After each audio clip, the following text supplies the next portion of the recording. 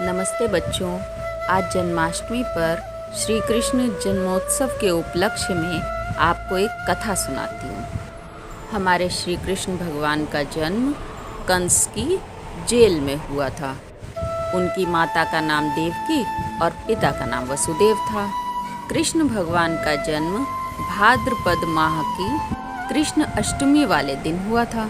इसी कारण उनका जन्म दिवस जन्माष्टमी के नाम से जाना जाता है और भाद्रपद महीने की कृष्ण पक्ष की अष्टमी वाले दिन मनाया जाता है। भगवान के अवतार वाले दिन आकाश में काली काली घनघोर घटाएं छाई हुई थी। अमावस्या होने के कारण काफी घना अंधेरा भी था। चंद्रमा के दर्शन ही नहीं होते अमावस्या को। अब माता देवकी और पिता वसुदेव दोनों को बड़ी चिंता हुई।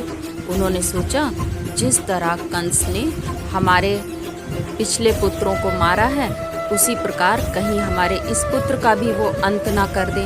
दोनों बहुत घबरा रहे थे। देवकी माता तो रोने लगी थी।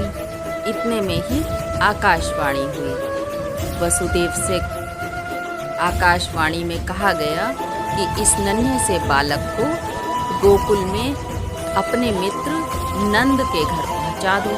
वहाँ पर नंद और उनकी पत्नी यशोदा इनका पालन पोषण करेंगी। वसुदेव ने कहा कि कैसे हम निकल के यहाँ से जा सकेंगे, क्योंकि कारागार के दरवाजे तो बंद हैं।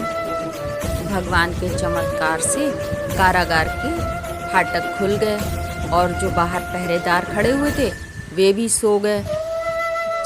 वासुदेव जी ने एक बांस की टोकरी में वस्त्र बिछाकर नन्हे से बालक को उसमें लिटाया और अपने सर पर वो टोकरी रख के चल दिए नंद के घर की तरफ। बाहर घनघोर वर्षा हो रही थी। जमुना जी चढ़ी हुई थी, लेकिन वसुदेव जमुना जी में प्रवेश कर गए, क्योंकि उनको उसको पार करके, उस नदी को पार करके तभी आगे का रास्ता मिलता। चलते चलते वासुदेव जी ये सोचते हुए जा रहे थे कि बस इस बालक के प्राणों की किसी प्रकार रक्षा हो जाए। यमुना जी का जल ऊपर की ओर बढ़ रहा था।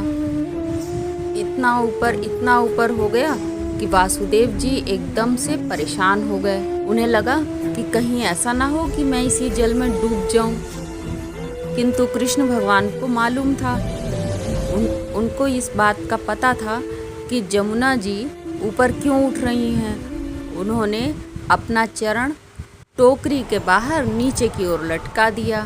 जमुना के जल ने उनके चरण का स्पर्श किया और नीचे घटने लगा जल।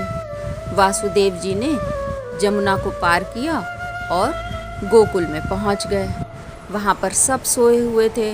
वासुदेव जी ने यशोदा जी के पास अपने उस नन्हे से पुत्र को लिटा दिया और उनकी पुत्री लेकर वापस आ गए। इस काम में नंद बाबा ने उनकी सहायता की। इस प्रकार कृष्ण भगवान का पालन पोषण यशोदा माता और नंद बाबा ने किया। बोलो हाथी घोड़ा पाल की, जय कन्हैया लाल की। फिर मिलते हैं बच्चों अगली कहानी में।